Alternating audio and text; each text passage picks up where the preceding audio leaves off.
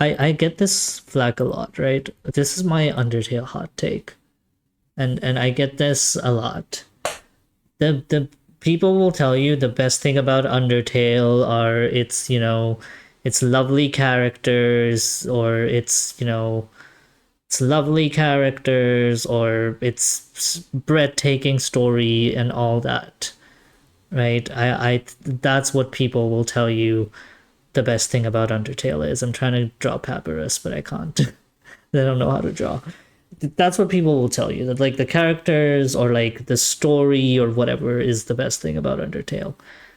The best thing about Undertale for me, as you know, kind of someone who knows a little bit about game design, or at least I like to say, I don't really. The best thing about Undertale is the morality system.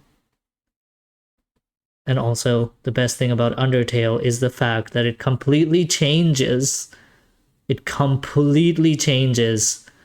what a turn-based RPG can be, right? It's Undertale is still a turn-based RPG. It's still a turn-based RPG, and yet it's not a turn-based RPG because every single turn in Undertale matters, kinda. And most turns in Undertale matter. I mean, if you played the game, it does feel like it at least it makes the player feel like every single turn matters. And that's the best part, right? Every time you try to spare or you try to fight, you're gonna go through this very sort of unique little mini game based depending on who you're fighting. You're gonna go through this very unique little mini game. And then you're gonna have to, act in that mini game, and that's sort of how the turn plays out, right? So any action that you're trying to take has this sort of, this very active turn-based mechanic, rather than simply you click the fight button and it does some stat calculations and then it does some damage to the enemy. It doesn't do that. It makes you work for whatever you want to do, and that makes it so that your choices, whether you're willing to fight, whether you're willing to spare or flee or whatever, it makes it so each choice is very deliberate. Like when you're making a choice, your choice is very deliberate, and you're gonna have to earn your choice.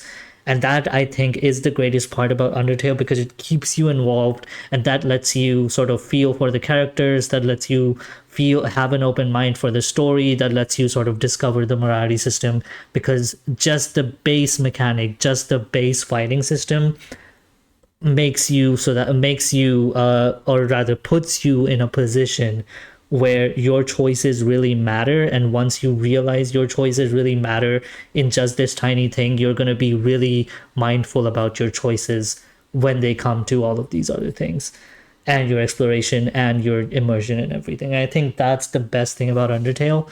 And so, going back to sort of like Thomas Brush's point, Undertale doesn't do a lot of new things, right? Undertale doesn't do a lot of new things, but it does one new thing, and it does it so well that it feels like it's doing a lot of new things in a lot of these different places. But there was a bunch of other games that have done all those things, but no games had really done it in a way Undertale did it.